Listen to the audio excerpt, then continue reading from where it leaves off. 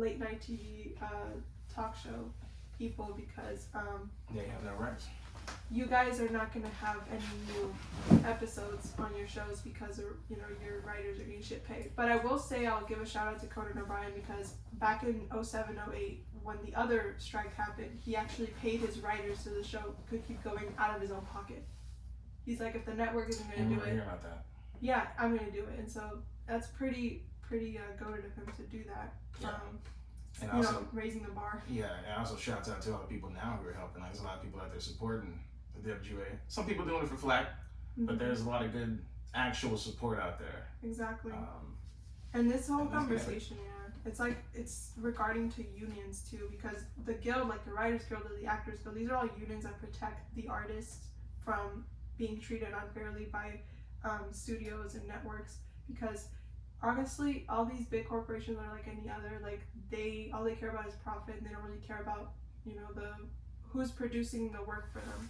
So workers' rights, workers unionizing, that's really important. There's this post that I've said. It says, "Well, TV has sucked for the past few years. Why should I care about the writers striking?" And then the person's like, I wonder why there has been a decline in quality. It's almost like when the workers can't fucking survive and are squeezed to death, the art suffers. So yeah, if you've noticed some shitty writing, I mean, you give shitty pay, you get shitty writing, right? Exactly. Yeah, you get what you pay for. Like they're barely like making enough to live. You're not gonna give a shit about what you put out. No. I know I wouldn't. Yeah, if I'm writing to survive, I'm just doing whatever I can, right? But if I know I'm writing and I'm thriving, best believe you get the best ideas out of it. Yeah. There's this funny post that says all these articles like why the writer's strike needs to happen, why the writer's strike is important, why you should support the writer's strike. My brother in capitalism, you had me at strike. Honestly, if there's a strike of any sort going on, like where the railroad strike from back a couple of months or maybe like a year ago, I was like, they're doing nothing wrong. Everything they're doing is right. I'm on their side. Yeah. Fuck corporations, because, that's what they do. They exploit the workers, essentially. Yeah.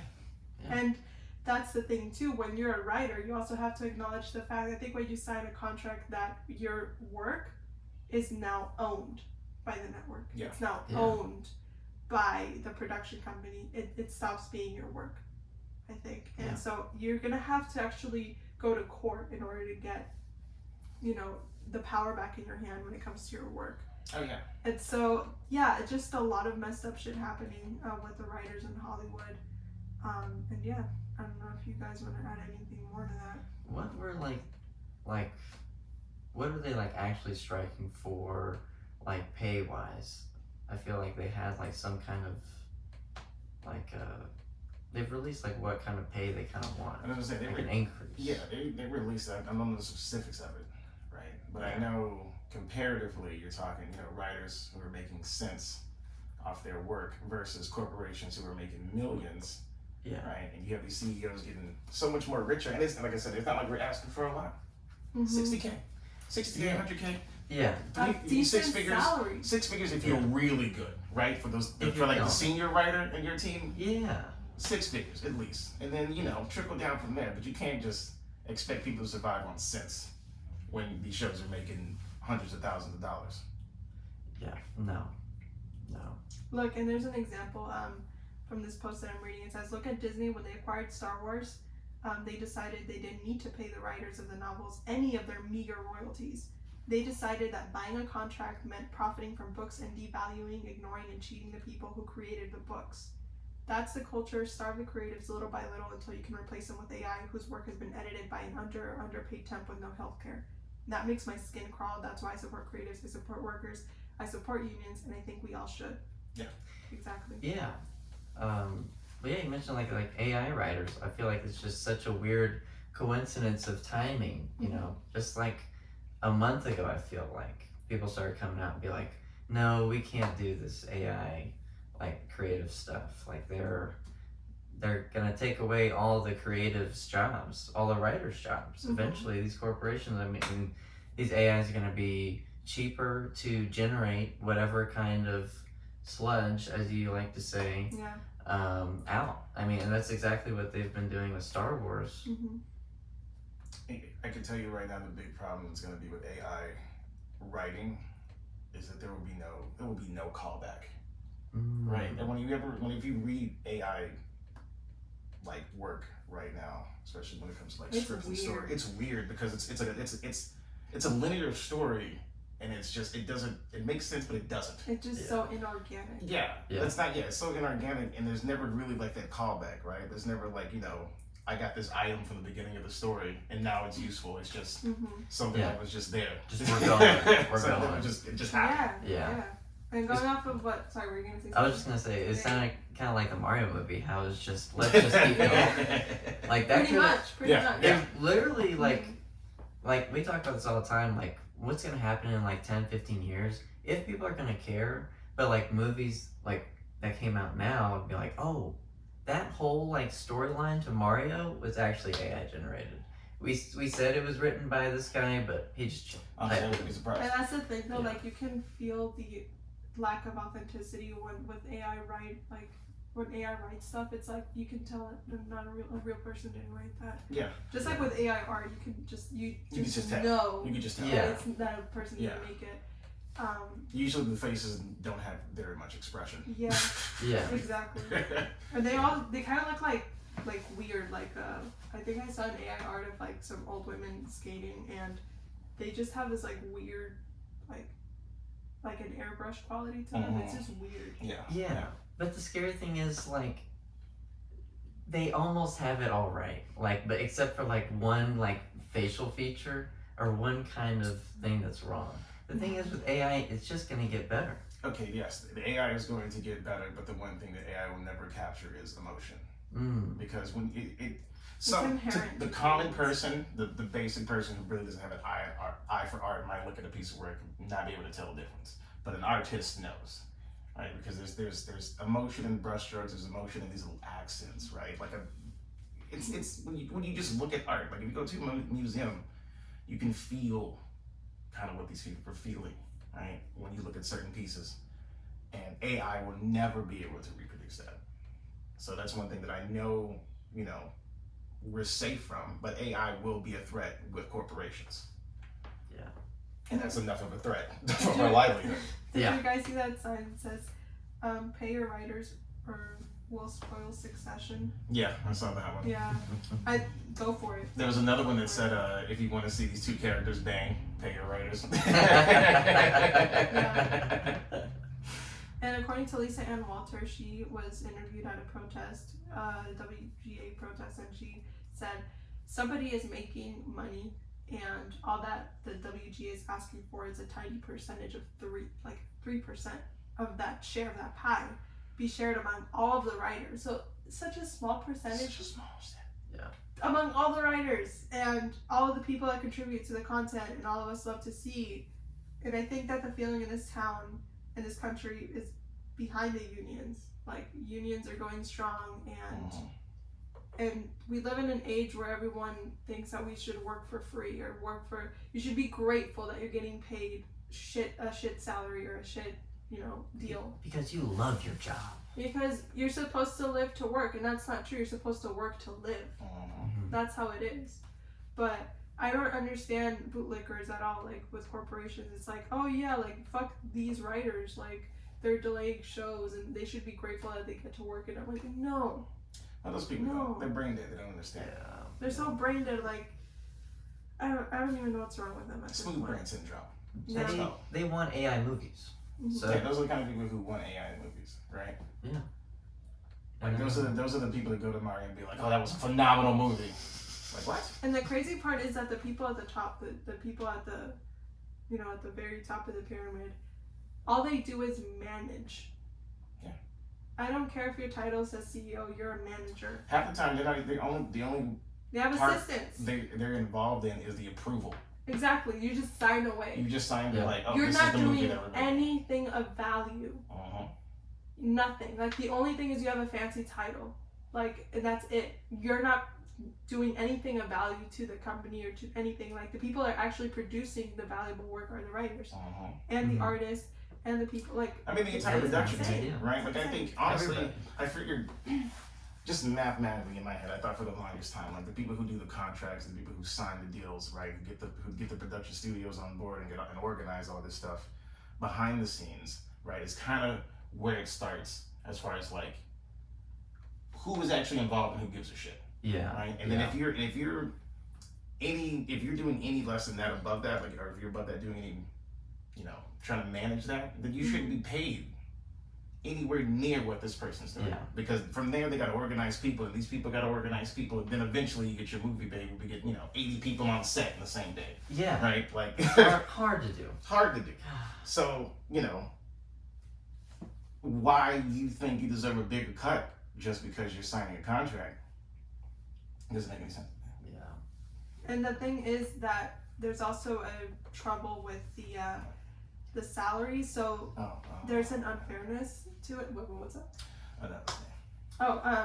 There's an unfairness because if you're an experienced writer, that you've been there for years and years, and you join a mini room, everything becomes, your pay literally becomes the same as a newbie who just entered. Like, it's just unfair. Like, they're trying to get away with paying you as less as possible. So yeah, what are these mini rooms? So like, are they literally just like cubicles that they smash like 3 writers into? Yeah, I heard about these. I almost applied for one of these positions. Yeah? So it says that mini rooms are a way of television writing that is becoming more common. Basically, the studio will hire a small group of writers, 3 to 6 or so, and employ them for just a few weeks. In those few weeks, 6 weeks to be like common, they have to hurriedly figure out as much about the show as they can, characters, plots, outlines, and episodes. Then at the end of the 6 weeks, all the writers are fired except for the showrunner, who has to write the entire series themselves based on the outlines that those writers make. This is not a widespread practice, but it has become more common over the past couple of years. Studios like it because instead of paying for a full room for the full length of the show, they just pay a handful of writers for a fraction of the show. It's not a huge problem now, but the WGA only gets the chance to make rules every 3 years. If we let this go for another 3 years and it becomes a norm, that would be devastating for the TV writing profession. Yeah. Also, I mean, not even counting the fact that, like, just because I give you the base ideas don't mean I'm giving you all the filler, right? Like, I'll give you, here's what I think should happen in the story, but all the intricate plot twists that I have, I'm not going to tell you all that if you're just going to fire me in a couple of weeks. Exactly. Yeah, you're just going to take the idea. Yeah. Exactly. You're going to take it and run. I'm going to be completely forgotten about. And basically, it was our idea in the first place. Mm-hmm. Y'all came to us and were like, we want something. What do you mean something? Something. You have 2 weeks. Yeah. And the funny thing is, like, there's a lot of these rooms too. I've heard about it. Like, they make a pilot, and then the pilot is just scrapped. It's scrapped. Yeah, because like something doesn't work out, or the studios don't like it, but it's just scrapped, and then all that hard work gone. Yeah. Not even a confirmed job. Yeah, I think the best, and I know this is probably not going to sound ideal to a lot of people, but it's the best way to support like the writer's strike is to just cancel your streaming subscriptions. Yeah. I've already done a couple of them. Hit it where it hurts. I've already done a couple of them. Ooh. It says then donate your subscription fee to the Entertainment Community Fund, which is a fund that is available to any worker in the entertainment industry who is negatively impacted by the strike. So if somebody's like, I can't make the rent because I'm striking, I'm not getting paid, I'm gonna miss rent, they're gonna evict me, don't worry, there's an entertainment community fund where people are donating money so you can have something to eat, so you can have a place to live while you're striking. Because honestly, the worst part about this strike is not that the shows are delayed or anything, like fuck that. The worst part is that when workers go on strike, they're not getting paid. Yeah. And there's no money coming in. There's no money coming in, and I don't even know how long the last one lasted. I know it lasted a good bit. Yeah. It lasted a good bit, and so this one's probably gonna last as long, if not longer. And then you don't even see the effects of a writer's strike for some of the bigger shows until months down the line. Exactly. Yeah. Right? That's when you're really going to see the effect of like, why did these 6 episodes suck? Why did these 6 episodes suck? Because the writing team was not there. Yeah, exactly. And I also think like it's a good idea to like cancel your streaming platforms. Like they're gonna still be there. You can resume your subscription later, and instead you can pay those $15 or those $10 or those even $5 to like the entertainment community fund per month. It's That's not, perfect. it's not that hard, but you know, Yeah. it's not that you have to do it. It's just if you know, if you look within yourself and say, well, where are my morals or where are my principles at? You know, like where do I line up? And if you know you're like a very, I guess, ethical person, you support unions and stuff. I myself, I'm not paying for any like streaming services right now, like nothing. I had 3. I only have 1 right now. I had HBO Max, gone. Yeah. And then Hulu, got rid of. Gone. I think there was a specific post I saw about HBO doing some vile shit. HBO been doing vile shit. Yeah, they Yeah. but Been it doing just vile shit. yeah. But I think there's like a Like I commend them for certain choices, like the Late Show with John Oliver. I cut like what was that show with Nathan? Oh, Nathan, I forget his fucking name, but the opera guy, right? Yeah. Giving him a shot and doing those weird shows that so he does. yeah. One of the shows that got affected was the Game of Thrones spin-off show. Yep. It's completely frozen now. It says HBO Max reportedly won't pay Matt Reeves the Batman verse staffers if they don't work during writer's strike. It says Disney and HBO and CBS demand that showrunners work despite labor action and that they're implementing union busting tactics. So these fucking corporations said they don't give a shit. Yeah, they don't. They also told writers who were also producers that they still have to come and do the producing jobs. Or else they're gonna lose basically their lifeline. Yeah. And stuff. Is it getting kind of dark in here? Should we turn on the lights? Oh, Nice. There's 2 buttons. Hey. Nice. I like how we instantly for the opposite ones. It's a vibe, right? Yeah, could you do the other one? See what that looks like. Yeah, and like you have the audacity as a studio or a network to demand that these people still come to work. Mm-hmm. What the hell? Yeah, well, that's how blind you are to the idea that we can still make money without you, right? That's the thing is, from a corpo situation, from a corpo headspace, we just need the art. We can still make money without you, and as long as the money is coming in, we kind of don't care. It's not until we see our $2 billion drop to $1.8 billion that we start to get worried, right? Then that's when decisions will be made. But like I said earlier, you don't know the results of this shit until months down the line. That's why this could last for a week. This could last for a couple of months. Who knows? Who knows how long the strike is going to last? But I can tell you, it's however long it lasts. They have to, like, it's needed. not like It's a necessity. It's not even unreasonable. Like, It's I don't not understand. It's like just 3% of the big ass pie. Like these shows and stuff, they're making millions and millions of dollars, sometimes even $1 billion, and the writers get shit pay. I'm like, and then the part here comes with the actors and stuff. Like actors are very highly paid, and I've always had a problem with that. Yeah. I've always had a problem with that. Yeah. I as a kid, the first time I had a bigger issue with that is when I found out there were writers, right? Like even as a kid, when I found out there were writers, like, oh, you mean there's people who tell the actors? Then why do the actors What get? to say? Yeah, you mean there's people who tell the actors what to say. So why do the actors get millions of dollars? Like you're good at what you do on camera. Honestly, I think, Sure. I think actors should just most of their income should come from like promos and stuff or like products and stuff because that's all they're good at doing. Like no offense to like the acting sort of the art of acting because it is an art, but let's face it, Hollywood has made it seem to like I think Hugh Jackman said that he enjoys theater more than he does making movies because in theater he actually gets to be fully immerse himself in the art of acting. With studios it's just like do this, do that, do this, do that, we have this amount of time, whatever, and it's not the same, and I feel like they're just mouthpieces for whatever the movies is doing. Like your work is valuable too, like actors' work is valuable too because you put in time and effort, and sometimes method actors too, like they do insane shit to like get into a role, but it's like you're getting overpaid at this point. overpaid. Now there's those like really good shows that like the actor like is also a writer, a part of like the writing team. Like they like actually trust them to like have input towards the story, and they let them in the writing room. But that comes with the chemistry.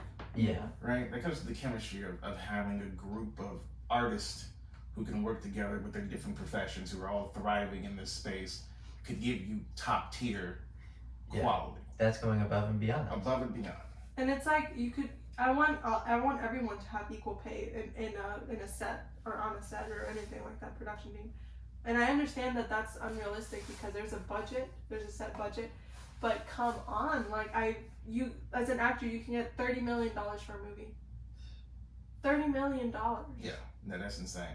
And That's that an 30, insane cut. we can get 10 million of that and split it evenly, or even like 15 million and split it evenly among the crew, you know? Yeah. Exactly, because the crew is, in my opinion, severely underpaid. Like even, you know, set decorators and set dressers, or like assistant directors or art directors, they don't get paid as much. They get paid a regular salary. It's like, oh, you work for like showbiz, like in the industry, you must get paid a lot, you must make a lot of money. I only make like $40K a year. And what do? I'm a set dresser or a set decorator. That should not be the case. You're working for a show that's making like tons of money, and you're getting like 0.3% of the entire totality. It's unfair, and you're the one that's producing the most value to the, because there's like a level of value in my opinion. It's like, to the writers, you know, they're at the top. They have like the most value because they're the bones of everything. It's the foundation. Yeah, and then you have the people who actually make the music. They actually make the movie or whatever look good. They add the set and all of that, and then you have the score and everything, and it just goes and goes and goes. And then I think at the very bottom it's the director, or not even. I think it's like, because director or like producer and basically studio bigwigs at the bottom, because they provide the least value. Because you have this art form and you monopolize it and you exploit it and you exploit people who do the art because, oh, I can make money out of this. It's like the classic sort of villain story. It's like you see a person doing like I remember, I think it was a cartoon I saw when I was a kid, like a 1930s cartoon. There was like this kid that did like a roadside show with his family, like back in the Wild West or whatnot.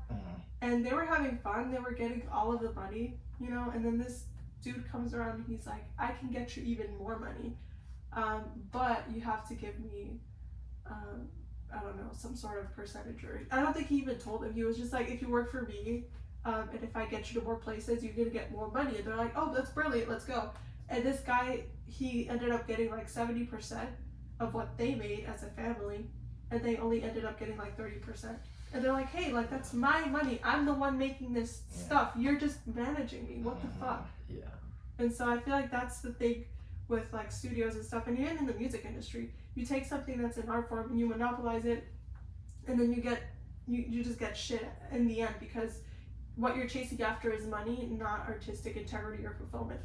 You're chasing profits, and I think that's just a really, really disappointing side of working at Hollywood. Yeah. Pretty much.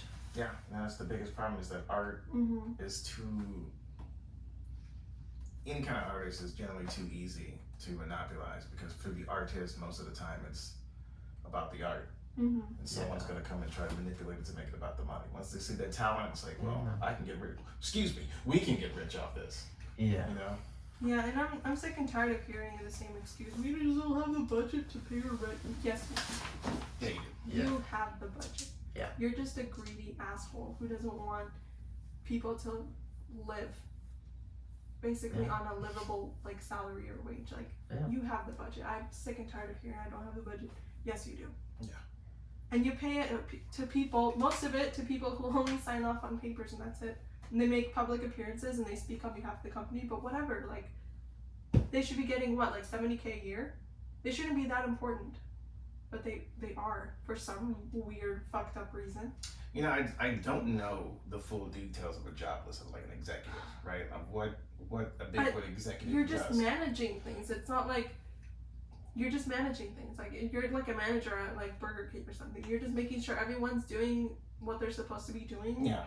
You're probably if anyone has a problem, they come to you. Where's the manager? I want to talk to the manager. Yeah. You know, if somebody has a problem with Disney, they go to Bob Iger or Bob Chapek. I don't know if he left already, but that's who you go to. They're like the head of the company. But I don't think that necessarily means you should make a lot of the money. No. Because your job is like, you're not writing stories at all. Like, you have no sense of that. Like, I mean, I figured the cut would come out of the, like, as an executive or a manager, your cut would come out, I mean, because I imagine you work at the studio, right? Mm-hmm. So the studio lot, definitely, I mean, there's movies that are being made here, so there's movies who are renting out different studios. So I figured that would be your cut, just the general plot. Since this is what you manage, in essence, this is where your cut would be coming from, not the movie itself. Sure, you use that plot, but it doesn't make sense to take that much out of the budget just because, what? Just because of the plot? Yeah. So I guess we need to talk about the differences between the 07 WGA strike and the strike now. So in 2007, the WGA took industrial action, like over royalties from DVD sales, and it lasted for over 100 days. Yes. Nearly 25% of the primetime scripted programming was lost. I remember it was like $2.1 billion was lost. Exactly. And shows like Ugly Betty, Breaking Bad, Family Guy, Friday Night Lights, all those shows were put on hold, and it greatly affected them. I remember that because there was a hot minute in Breaking Bad where people were like, something's wrong here, something's gone terribly wrong. Yeah. And in this strike, it focuses on guardrails for AI-generated content and other challenges of streaming, such as no royalties or no residuals. So the shows that would be the most immediately affected are the ones that produce work on the daily/weekly basis, like Saturday Night Live and all the other talk shows. The night shows. So that's kind of the difference between the writer's strike in the past and the writer's strike right now.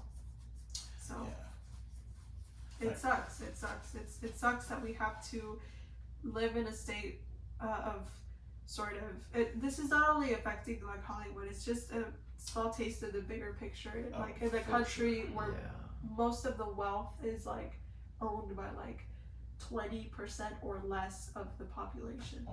It's disgusting. It's the American dream. It's capitalism at its I finest. love capitalism. Get the highest percent. Capitalism at its finest. Yeah. What's the effect of getting higher percent, right? I figure capitalism at its essence, at its core, in my mind, would be I should at least get enough to live, right? Me personally, let's say I get offered a job for $1 million or so, right? I get offered for a couple $1 million. I'm probably going to take $500,000 and I'm going to disperse the rest of it somewhere else because I don't need that much money. Right? I don't need that much money. Like, I don't imagine what I'm going to do with the rest of my life with millions of dollars. You just need to afford a basic living, like a house, basic necessities, like healthcare. I don't need a glass onion mansion, baby. Yeah. Nobody needs that. Nobody needs that. Nobody fucking needs that. Yeah. And I think the wildest thing to me is that like all of us are just one bad day away from becoming the guy sitting outside with like on the bench with like a homeless person. Like we're one bad day away from becoming that person than we are from being rich. Yeah. That's how fucked up things are. And I don't like this mindset of to each their own, survival of the fittest. What kind of worldview is that? There's no empathy, there's no compassion in that worldview. It's just like, oh, I make my own shit and you guys can go fuck yourselves. What? Like, I don't want to have to rely on the privatized generosity of corporations in order to make, like, to live decently. Yeah. I don't want that. Because I don't believe in trickle-down economics. It's like... Doesn't exist. Including with, like, the writer's strike. It's like, oh, like, if studios make a lot of money, that means the writers are getting paid well. No. False. It doesn't. False. There needs to be rules. There needs to be regulations. And I don't understand the people that are against regulations for big companies and corporations, like, you have to be for them because you are part of the population. You are part of the general populace that literally gets shit every single time. And it's like, why should I care? Like, I make a decent living, I have a decent job, I have a house, I have a car. You could lose all of that. You're one bad day from losing all of that. There is no guarantee that that is yours. Yeah. If you don't pay your taxes, you're gonna get evicted on your property. If you don't, I don't know, pay the, you know, the mortgage, or if you don't do your car payments, your little precious car is gonna get taken away. Nothing is guaranteed. Yeah. Nothing. And so, and I think that's the worst part about the free market, is that it does have a sense of freedom, I guess, in that you can be richer and richer and richer, but you can be richer and richer and richer at the expense of the working class. And I don't think that's ethical at all. I think capitalism inherently is an unethical economic system. Yeah. Because there is no fairness. I mean, that's the problem, is like this is coming from probably like the me naive point of view of like, I don't need that money, right? Right. I for the longest time, I did consider myself a communist, because at its core, communist sounds nice. Yeah, it sounds good. It sounds nice, but then people get involved. The capitalist mindset gets involved, honestly, and then it's over. Like, communism becomes sort of this anarchy, honestly, this sort of totalitarianism. And that's the thing, though, because communism and all these like countries where people love to say, oh, it didn't work out there, like it didn't work out in Venezuela or Cuba or whatever, because of U.S. intervention. Yeah. That's why. U.S. is like, oh no, you can't become communist. Oh no, you can't become socialist. I need to make this stop right now. In comes in poverty, in comes in a bunch of problems, political unrest, civil unrest, all because of U.S. intervention. We don't want you to be communist. We don't want you to be socialist. Me personally, I consider myself a democratic socialist, because to me it's just aligns better with like with my values and stuff. Like, I believe that in fairness, I believe in equality, I believe that everyone should be able to fucking live a decent life. You shouldn't have to be paying, you know, $24K for a 3-day visit in a hospital. That's insane. No, absolutely. That's insane to me. It's like, if I go to Mexico right now, because I have Mexican citizenship, I pay like $10 for a consultation. And if I go to the hospital, the most I will pay is like $100 for a surgery. And that's one of the things too, is like, things like this affect the next generation. They do. Because a lot of, if I can't afford to live, what makes you think I want to bring another person?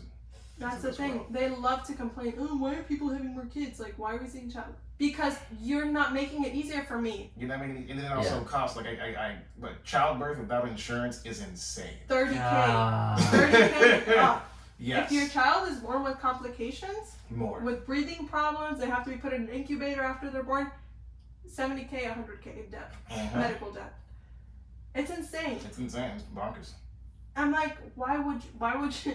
I mean, unless you're like super, super wealthy, why would you want to have a kid in this fucking economy? In this fucking country? Absolutely. Honestly, I gotta give it to you. If I were in like Finland or in Denmark or a place like that, I'd be like, fuck yeah, why not? Kids, why not? That'd be popping. They're not gonna get shot in school. They're not going to. They can be happy here. They can roam free. And they, like, if they get sick, I don't have to worry about literally putting my entire life on shot hold. if they pull in the wrong driveway. Yeah, pretty much.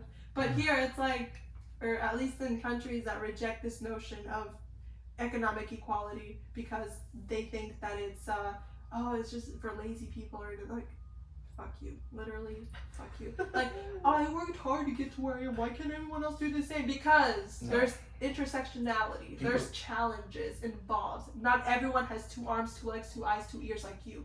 Not everyone has the same ability to climb up the ladder. Everyone starts at different levels. It's a lack of equality and a lack of equity, and it's just such a brain dead like stance to me to like be a bootlicker and defend corporations. It's just, it's insane. That's why I can't stand the hustle culture either. I can't stand that It's either. a mindset. Yeah, just don't join an MLM scheme. Yeah, and it's like people want to pretend like hard work pays off, and it's like, in some cases it does. In some cases it does. A lot of cases it doesn't, and I've seen people hustle, right? And I've seen people do everything they can to try to make these big moves, and it just never worked out no matter what they did. And these are hardworking people. Hardworking people. Yeah. Yeah. Like, I come from a working class background. My dad, a lot of, the people that we surrounded ourselves with work in construction, work in roofing, landscaping, and some of them do make decent money, but that's the thing. I was talking with a friend of mine, and she's like, yeah, electricians, plumbers, like, they make a lot of money, but only if they manage their own business, and the job is not always safe. Yeah. It's not safe. Proof of that, my dad was an electrician, so Yeah. I was in that sort of loop. Yeah, my dad really didn't see success until he owned his own business. Yeah. And even then, owning your own business is hard as fuck. Hard as fuck. Took a long time to really get off the ground. Exactly. And didn't even want to do anything with anyone else. And my dad was like, this is my business. Yeah. And it's just me and you, my boy. Yeah. Yeah, and that's how it is. It's like, like I said, I'll say it again. Like, yeah, you could be having a decent job, making decent money, but you could lose all of that because, like, you literally live in a world where you are of no value if you can't work anymore. Like, your value is based on your work. It's not based on the fact that you're a person. It's just based on what you can give and what you can produce. You know, and that's why we see homeless people as sometimes less than a human, because they're not doing anything. They're not producing anything of value. Why should I feel bad for them? Why should I feel sorry for them? Because they're human. They're a person. They're a person. They're a What walking, the talking fuck? person, yeah. It's like, and that's the same thing with the whole writers thing. It's like, you're not looking at these writers as people. You don't think about the fact they have to pay bills, they have to pay rent, they have kids, they have to pay for a lot of things. You just see them as tools to enhance your business. That's it. It's just, I'm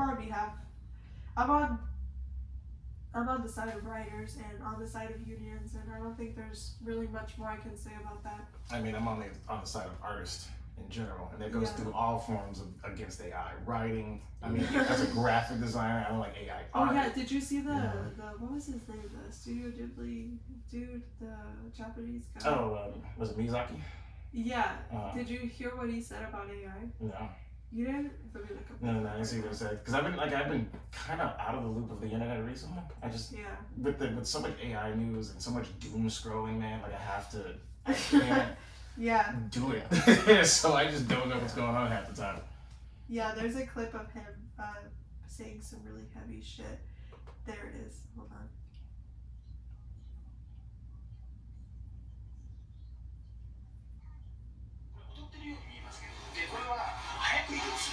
Okay, so here it is. They're basically showing him, hey, this is how AI works and something like that. Oh my god, that is terrifying. What is this?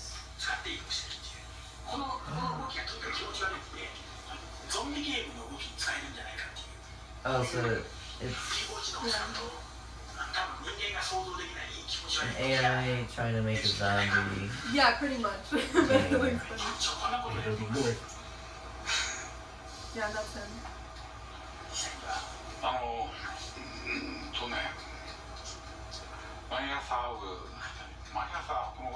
Every morning, at least a day, so I see my family. So hard for him just to get on my phone. Because it's just myself reaching out to my I can't watch this stuff and find whoever creates this stuff has no idea what pain is or whatsoever. I'm utterly disgusted. If you really want to make creepy stuff, you can go ahead and tell me. I would never wish to incorporate this technology into my work at all. I firmly feel that this is an insult to life itself. Nobody in that room wanted to hear that. Dude, Look at his face. Dude, yeah. I'm on his side. This is just our experiment. We don't need to do anything by showing it to the world. Yeah. So what's your goal?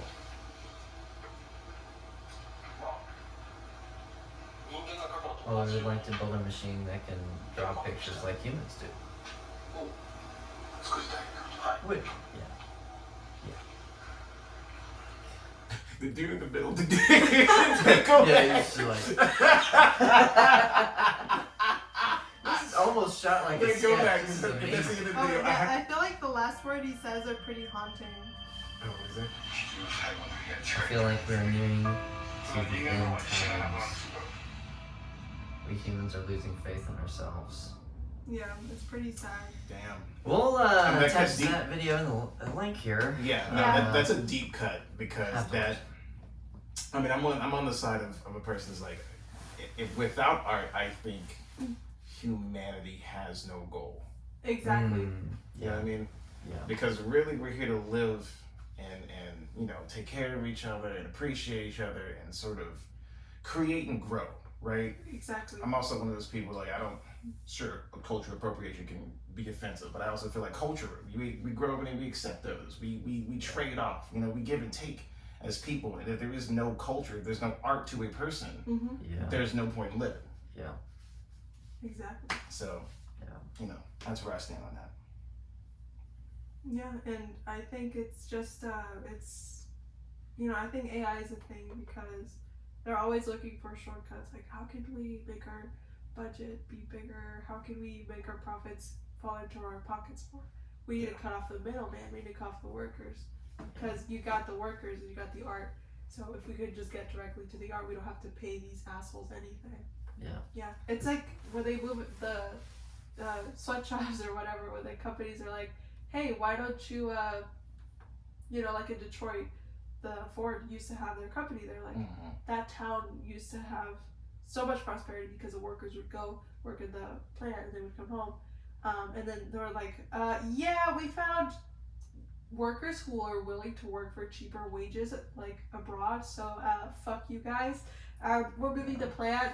This whole community could go fuck itself. And if you go to Detroit now, dilapidated houses, people on the streets. It's a mess. It's a mess. Detroit is between Michigan in general was probably the closest state to the apocalypse. Like, it is insane up there. Yeah. Yeah, pretty much. Oh, it's so sad. Yeah. It's so sad. Well, at least, yeah, I don't know.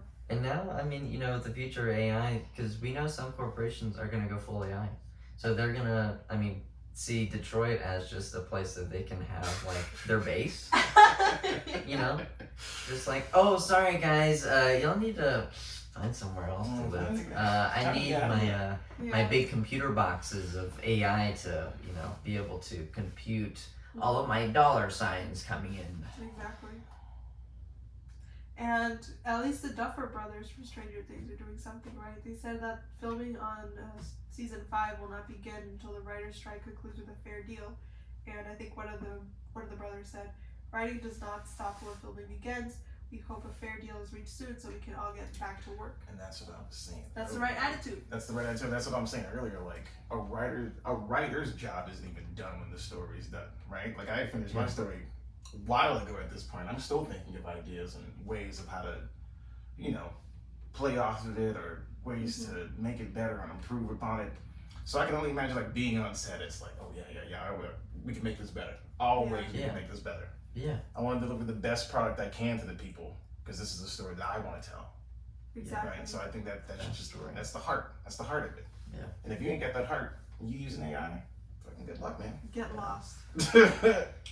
Is there any way that AI will be able to generate that heart? I don't think so. It's getting better every day. It's getting better, but you gotta realize that there's also people behind it. AI wouldn't exist without people. So I think there was a case where there was some people in Africa that were behind the AI. There's people behind AI, so it's not just a self-running thing. Yeah. Well, the thing is, AI can be a very useful tool It can be useful for humanity. I think you're for using it for the humanity. wrong things. Yeah. yes. I I don't think Exactly. aiming for art not the best play. No. I think that was don't the touch that. wrong. We're direction looking to at try to things go. that robots can do. Could robots make t-shirts? Let them make t-shirts so nobody Yeah. has to sit there and make t-shirts. Yeah. Why is That's the uses that you're supposed to be giving to it. Yeah. Yeah. And I remember I watched a little article of defense attorneys and lawyers who were talking about them using AI so they can just explore history faster, but like case history. That's a Yeah. good use. Like that's a good use for it. Yeah, that's good. And it's like that's what you need to use it for, not trying to replace art. Yeah, no. Like I get like AI's cool, but like let's not try to replace human beings with, you know, the first job we choose to take over. Yeah. I mean, I've already gotten emails from my college professors who are like, yeah, don't use ChatGPT, please, like, to, like, write your essays, and I'm like, don't worry, I'm not doing that, because first, I don't know how to use it, second of all, if I did, it would probably be, like, I'm really into writing, so even if it's, like, a shitty essay, I feel like that would be really inauthentic on my part, but we could talk really briefly about the, 150 African workers for ChatGPT, TikTok, and Facebook vote to unionize at landmark Nairobi meeting. So yeah, we got more people who are waking up and saying, I'm getting treated like shit and I'm not going to take it anymore. Mm. And yeah, they're behind moderation services for AI tools used by Meta, ByteDance, OpenAI, Facebook, TikTok, ChatGPT.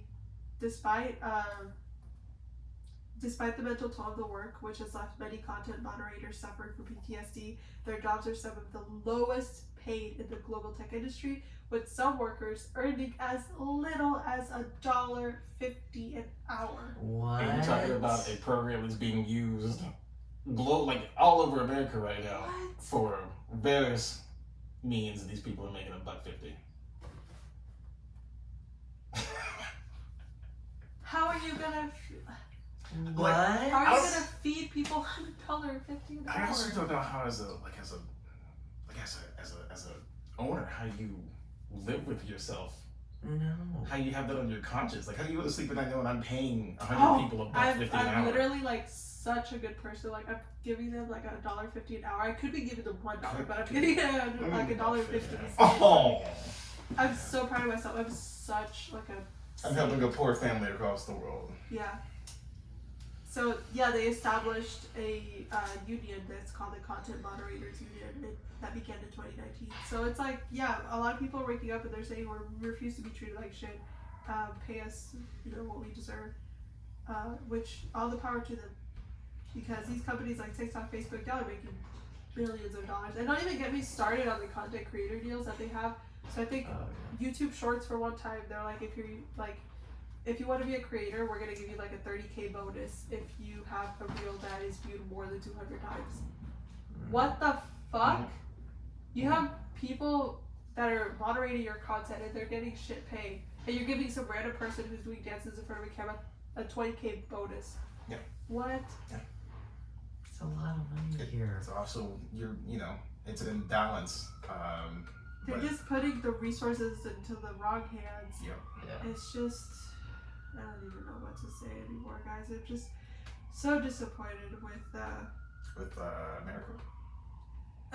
the industry's capitalism. Late stage capitalism is giving us all sorts of problems. Maybe it didn't work in the 50s, 60s, not the 70s, because the 70s they saw a rise in inflation, but it worked. It worked like a charm. You went to McDonald's, you got a burger for 10 cents. Yeah. Shake for $1, right? Mm-hmm. And people were like, how can it go wrong? Yeah. It can. It could go very, very wrong. Yeah, so there you have it. That's the current news with the Writers Guild of America that we're going through in Hollywood right now. And again, if you find it within yourself to support these writers, because let me remind you again that they're striking, which means that they're not working, which means that they're not getting paid, which means that they're not paying bills, they're not feeding their kids. They have to rely on maybe a savings account, maybe a family member, maybe they have to flip burgers somewhere just to make money. So instead of paying your subscription to these greedy ass companies like Netflix, HBO, all these companies, I don't know, if you find it within yourself to do it, I'm not trying to like guilt trip you into it, I'm just informing you of what exists, and I'm just giving you the option to be a decent person, I guess, and do your part. Like for me, I stopped paying for all my TV or streaming services because it's not worth it. Yeah, that's really the way to support and to fight this. Yep. And just to give the name, it's called the Entertainment Community Fund. So if you have any extra dollars, because I know you do. I've looked at a bunch of streamers on Twitch and they get like $5 from so and so username. Yeah, and we all, you know, we're all paying hosts on OnlyFans, right? We can afford. We all got our side hustle. Yeah. Yeah. We all got to start a hustle, and we all have like side cash. I mean, what's a few bucks? What's a few bucks for these guys? Like I Yeah, said, you're and- not paying for streaming, throw it at them. Yeah, and think about it. Like, instead of paying for, I don't know, like streaming services or whatnot, like you could pay to feed the people that actually make the shows that you watch. Yeah. So you're investing in the art that you like. Yeah. And you're not you're not investing in the person that exploits the artist. You're investing directly for the artist who makes the stuff. So it's just something to think about for anyone out there who's listening. We'll put all the links in the bio Yeah. to go down there, Mhm. and We're gonna talk about Mario next, but we yeah, have we're gonna to. talk about Mario. Yeah. So Yeah. thank you guys for watching and listening. Peace. Signing off. Signing off. You got any water, Marshall? Yeah. Kind of thirsty from talking my ass off. That was a rant. A Impressive long though. rant. I give you that. Mhm.